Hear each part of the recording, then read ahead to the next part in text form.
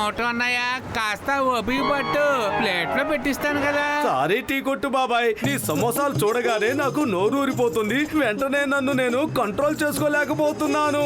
సరే గాని మొత్తం ఎంత అయిందో చెప్పు, వెంటనే చెప్పు టీ కొట్టు బాబాయ్. 400 రూపాయలు అయినాయి అన్నయ్య. వన్స్ అగైన్ సారీ టీ కొట్టు బాబాయ్, ఈ రోజు నా జేబులో ఒక్క పైసా కూడా లేదు. చూడు, నా పర్సు కూడా ఖాళీగా ఉంది. పర్సులో డబ్బులు లేవన్న సంగతి నాకు అస్సలు గుర్తు లేదు. ఈ రోజు సండే కదా, బ్యాంకు కూడా ఉండదు. ఏం పర్వాలేదు టీ కొట్టు బాబాయ్, నువ్వు నా మనిషివి. నేను డబ్బులు తర్వాత ఇస్తాను, నువ్వు తర్వాత తీసుకో. మోటు వ్యాపారంలో స్నేహం పనికిరాదు.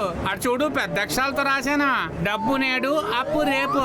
అదేంటి టీ కొట్టు బాబాయ్, మన ఇన్ని రోజుల స్నేహాన్ని నువ్వు మర్చిపోయావా? చెప్పు, అది డబ్బుల కోసం. అయినా నీ సమోసాల సువాసన ఒకసారి చూశానంటే గాలిపటంలాగా నేను గాల్లో తేలుకుంటూ వచ్చేస్తాను.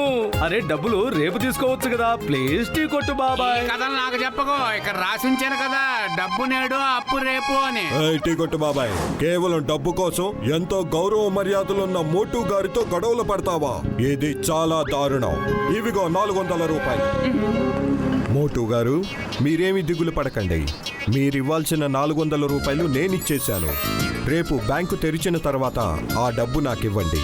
కానీ మీరు ఈ అగ్రిమెంట్ మీద సైన్ చేస్తే చాలు. నేను మీకు 400 అప్పిచ్చాను కదా, సంతకం ఎందుకంటే నేను ఖర్చు పెట్టే ప్రతి రూపాయి మా యజమానికి లెక్క చెప్పాలి.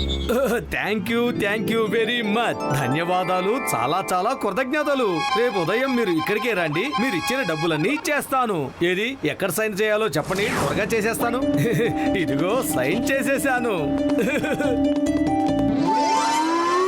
ఏంటి, చదవకుండానే అగ్రిమెంట్ మీద సైన్ చేసావా? నీకు అసలు ఏమాత్రం బుర్ర లేదా మోటు? అరే ఏంటి పోతులు, ప్రతి ఒక్కదాన్ని అనుమానిస్తావు.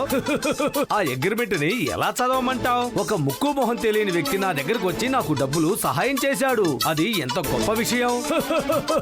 నమ్మకం, విశ్వాసం, మానవత్వం అనే విషయాలు కొన్ని ఉన్నాయి, నీకు తెలుసుగా.